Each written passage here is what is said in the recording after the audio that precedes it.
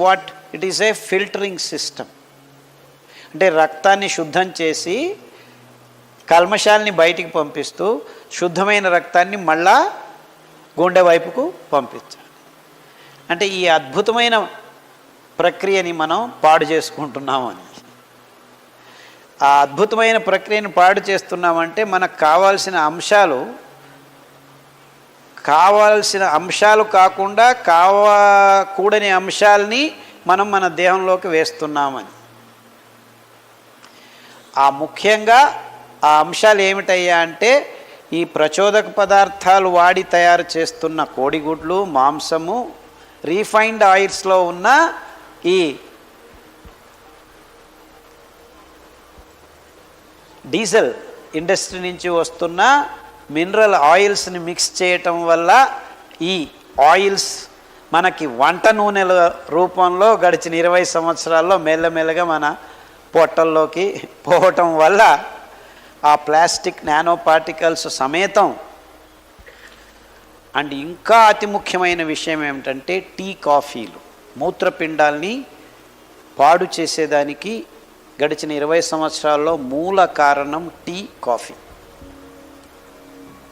అందులో ఉన్న కొన్ని అంశాలు ఆ టీ పొడి, కాఫీ పొడులను తయారు చేస్తున్నప్పుడు కొన్ని అంశాలు మీ దేహంలోకి చేరుకోవటం. So unless and until you stop taking these things మీకు ఈ రోగం బాగా కాదు. నివారణోపాయాలు అని అడిగారు.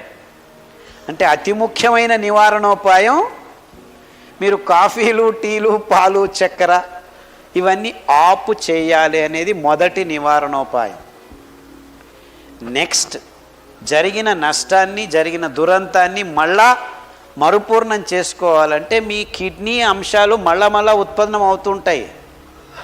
ఆ రెడీగా ఉత్పన్నమయ్యే కొత్త అంశాలని శుద్ధమైన పదార్థాలు మీరు అందిస్తే కొత్తగా తయారయ్యే జీవకోశాలు ఆరోగ్యంగా తయారవుతాయి. అర్థమైందా? అంటే ఈ పాయింట్ అందరికీ అర్థం కావాలి. ఈ వైజ్ఞానికత అర్థమైతే మీరు మార్పులు తెచ్చుకునేదానికి సులభం అవుతుంది.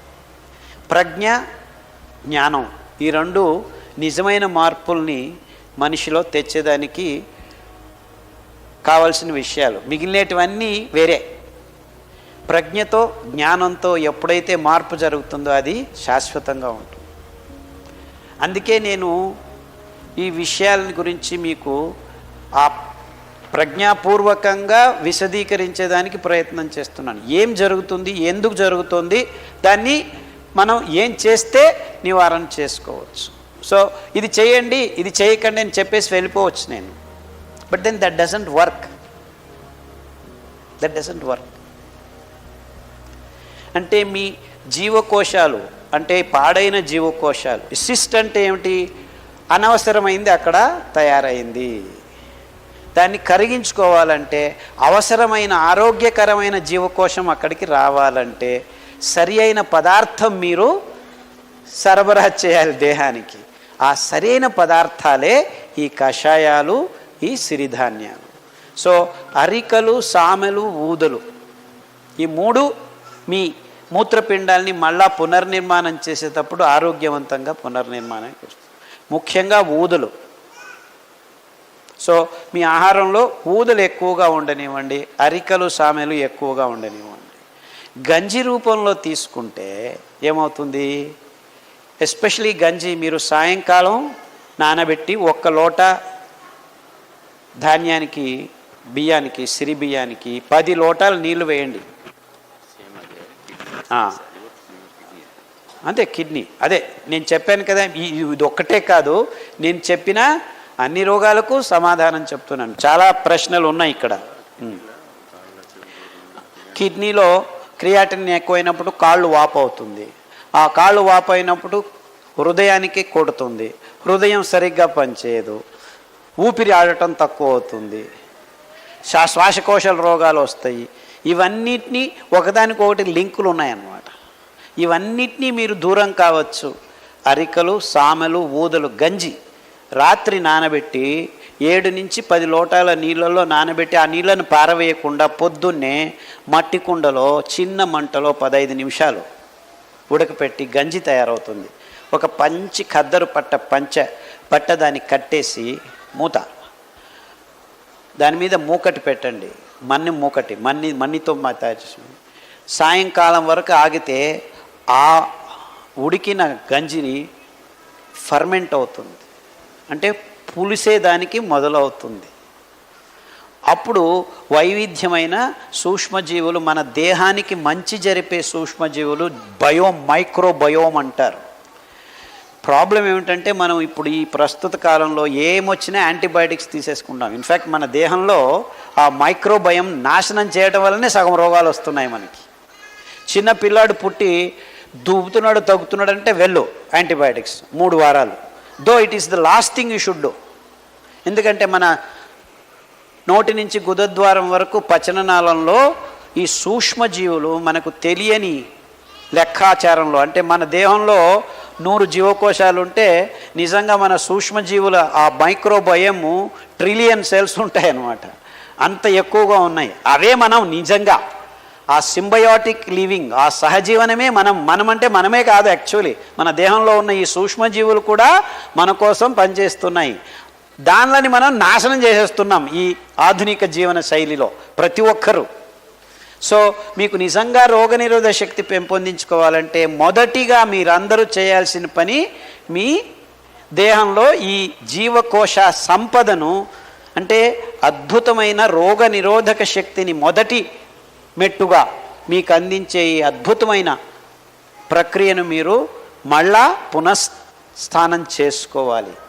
అప్పుడే ఈ టెన్షన్లు హృదయం మీద, కిడ్నీల మీద, కాలేయం మీద ఈ ఒత్తిడులు తక్కువ అవుతాయి. ఎప్పుడైతే మీకు బయట నుంచి ఎదురొచ్చే ప్రమాదాలు తక్కువ అవుతాయో, ఈ సూక్ష్మజీవులే దాన్ని చూసుకుంటాయో, అప్పుడు మీ అంగాంగాలు స్వచ్ఛంగా హ్యాపీగా పనిచేసేదానికి వాతావరణం తయారవుతుందన్నమాట. అంటే మీ కిడ్నీలు పోయాయంటే అతి సూక్ష్మమైన అంగము, దానికి ముందు మీరు ఆ ఆవరణ, ఆ కవచం కలుగ చేయాలంటే, అందుకే కిడ్నీల ప్రాబ్లము ఏ ప్రాబ్లం అయినా ఉద్బలనమైనప్పుడు, అంటే ఎక్కువగా ఉన్నప్పుడు ఫస్ట్ గంజికి వెళ్ళండి. ఇలా తయారు చేసుకున్న గంజిని 3 పూట్ల 5 పూట్ల తాగండి. దాంట్లో కొద్దిగా ఉప్పు వేసుకోండి, కావాల్సింటే మిరపకాయ వేసుకోవచ్చు, కావాల్సింటే కూరగాయలు. తర్వాత ఈ గంజిని ఇంక మళ్ళీ మీరు వేడి చేయకూడదు.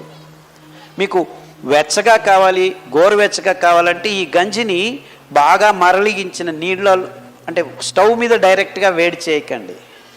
ఆ వేడి నీళ్ళల్లో ఈ పాత్రని పెడితే గోరువెచ్చగా అవుతుంది, దాన్ని మీరు తాగండి. సూక్ష్మజీవులు చనిపోవు. అంబలి అంటారు దీన్ని, గంజి అంబలి. గంజి వెంటనే తాగొచ్చు, తయారు చేసుకొని వేడివేడిగా అలాగూ తాగొచ్చు, అది ఆహారమే. అంబలి ఈ సూక్ష్మజీవుల్ని కూడా నింపుతుంది. సామెల అంబలి ఒక రకమైన సూక్ష్మజీవులు, బూదుల అంబలి ఇంకొక రకమైన సూక్ష్మజీవులు. ఇలా వైవిధ్యమైన సూక్ష్మజీవులు మీరు నింపటం వల్ల మీ కిడ్నీ ఒక రక్షణ కవచాన్ని మీరు అందించిన వాళ్ళు అవుతారు. 6 వారాల్లో క్రియాటినిన్ 7 ఉన్నది కూడాను 5కి వచ్చేస్తాం. అలాగే మీరు 6 నెలలు చేస్తే, అంటే ప్రతిరోజు గంజి తాగాల్సిన పని లేదు. తర్వాత మీరు ఇడ్లీలు చేసుకోవచ్చు, వడలు చేసుకోవచ్చు, దోశలు చేసుకోవచ్చు, పొంగనాలు చేసుకోవచ్చు, పులిహోర కూడాను చేసుకొని తినచ్చు. కానీ వారానికి 1-2 సార్లు ఈ గంజి అంబలి ప్రతి ఒక్కరూ తాగండి. ఆరోగ్యంగా ఉన్నవాళ్ళు కూడాను తాగాలి. ఎందుకంటే ఆ పునశ్చేతనం చేస్తూ ఉండాలి అన్నమాట. అంటే నేను మామూలుగా ప్రతి వారంలోనూ ఒకరోజు ఇలా పొద్దుంది సాయంకాలంది ఉదయం. ఇది మన దేశంలో పురాతనంగా వస్తున్న అలవాటు. పురాతనంగా యాక్చువల్లీ వంట వండిన అన్నం మిగిలిన దాన్ని నీళ్లు వేసేసి పంచకట్టేసి పెట్టేవాళ్ళు. పొద్దున్న లేచి ఒక ఎర్రగడ్డ, ఒక మిరపకాయ పక్కన పెట్టుకుని దాన్ని తిని కొరుక్కొని వెళ్ళి పనులు చేసుకునేవాళ్ళు. ఎంత అద్భుతంగా ఉంది చూడండి ఈ పద్ధతి. And we have not been able to understand the scientific aspects of this wonderful practice. దాన్ని మనం తంగడం, అంగళి, సంగడి ఏదేదో పేర్లు పెట్టుకొని దాన్ని ఈ సోకాల్డ్ ఆధునిక వ్యవస్థలో దాన్ని పారవేసేసాం. అక్కడే మోసం జరిగింది. అంటే మన కిడ్నీల ప్రాబ్లమ్స్ మన పాత పద్ధతుల్ని మనం విడిచేయటం వల్ల వచ్చింది అని మనం అర్థం చేసుకోవాలి. సో అతి ముఖ్యంగా కిడ్నీల ప్రాబ్లం అది చాలా మటుకు చాలామందికి ముక్కులో రక్తం వచ్చేంత వరకు కిడ్నీలు చెడిపోయి ఉంటాయి కొంతమందికి. అంటే దగ్గితే ముక్కులో రక్తం వస్తుంది, దగ్గితే గొంతులోంచి రక్తం వస్తుంది. అంత ఉద్బలమైన పరిస్థితి నుంచి కూడాను బయటపడిన కేసులు నా దగ్గర వందల మంది ఉన్నారు. అర్థమైందా? సో మీరు చేయాల్సింది ఇంతే.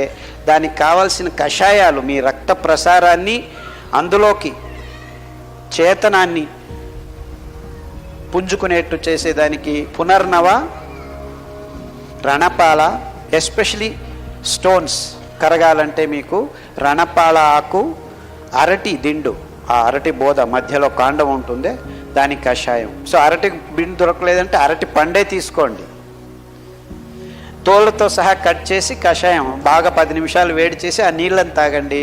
ఈ రాళ్ళు కరగటం మొదలు పెడతాయి. 6 నెలల్లో పూర్తిగా మీకు శుద్ధమైపోతుంది, ఏ ఇబ్బందులు లేకుండా. అంతెందుకు, డయాలసిస్ మొన్న నాగపూర్ నుంచి ఒక అమ్మాయి వచ్చింది, 28 సంవత్సరాల వయసు. 23 సంవత్సరాలకే ఇదే ఈ ప్రోటీన్లు, పన్నీర్లు, గుడ్లు అది ఇది తినేసి కిడ్నీ లేచిపోయింది. డయాలసిస్ మొదలుపెట్టారు. వారానికి 2 సార్లు డయాలసిస్ చేసుకున్నట్టున్న అమ్మాయి ఈ ఆహార పద్ధతి ఎవరో చెప్పారు హిందీలో, వాళ్ళకి తెలుగు రాదు, కన్నడం రాదు, ఎవరో తెలుగు వాళ్ళు ట్రాన్స్లేట్ చేసి చెప్పి పాటించి 6 నెలల్లో మొత్తం కిడ్నీ సరిపోయి డయాలసిస్ లేకుండా 3 నెలలు అయింది సార్, మిమ్మల్ని చూసిపోదామని వచ్చామని మొన్న వచ్చారు. అలా గడిచిన 20 సంవత్సరాల్లో చాలామంది బాగు చేసుకున్నారు. అంటే మీరు శిస్తుబద్ధంగా, క్రమబద్ధంగా ఈ అంశాలని పాటిస్తే I'm sure almost 80 out of 100 dialysis patients can come out if only they try it. I'm sure about it. I'm so confident about the system. ఇది ఆహారం ఆరోగ్యాన్ని ఇస్తుంది కాబట్టి ఎలాంటి రోగమైనా బాగవుతుందని నా నమ్మకం. మీరు ప్రయత్నం చేయండి please. Very irritating and non sensical problems అనమాట. కానీ పోను ఇవి చాలా ఇబ్బంది అవుతుంది వయసు ఎక్కువయ్యే కొద్దీ. నడవలేని స్థితి, కింద పడిపోవటం, ఇలాంటివన్నీ జరుగుతాయి. సో మీరు ఇప్పటి నుంచే దానిని హ్యాపీగా బాగు చేసుకోవచ్చు. దానికి కావాల్సింది మీకు కూరలు. నేను చెప్పింది 5లోనే రౌండ్ అండ్ రౌండ్ ఎక్కువగా వాడండి. అంటే వారంలో 2 రోజులు అది, 2 రోజులు ఇది, మిగిలిన ధాన్యం ఒక్కొక్క రోజు వాడుతూ రండి. కషాయాల్లో మీకు అద్భుతమైన కషాయాలు చాలా ఉన్నాయి. ఈ వెన్నెముకకు సంబంధించినంత వరకు మీరు పట్టిలో మొత్తం క్లియర్గా పట్టీలు రాశాం. C4, C5, L4, L5, నరాల సంబంధం, ఇవన్నీ వాడుతూ రండి. మీకు ఏ ఇబ్బందులు లేకుండాను, మీకు 70 సంవత్సరాలు ఉన్నప్పుడు ఇబ్బందులు ఉన్నా కానీ బాగవుతుంది. పుస్తకం